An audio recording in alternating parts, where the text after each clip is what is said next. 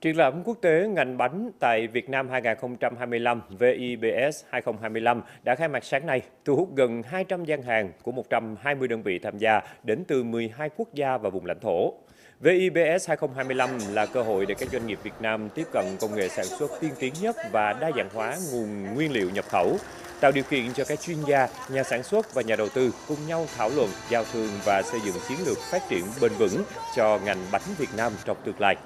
Triển lãm VIBS 2025 là sự kiện chuyên về ngành bánh sôi động nhất, bao gồm các khía cạnh từ máy móc, thiết bị sản xuất tự động, nguyên liệu thô cao cấp, công nghệ đóng gói cho đến thành phẩm và các giải pháp quản lý chuỗi cung ứng của các công ty, các nhà cung cấp nguyên liệu, nhà sản xuất máy móc làm bánh, đầu bếp và những người đam mê làm bánh trên cả nước.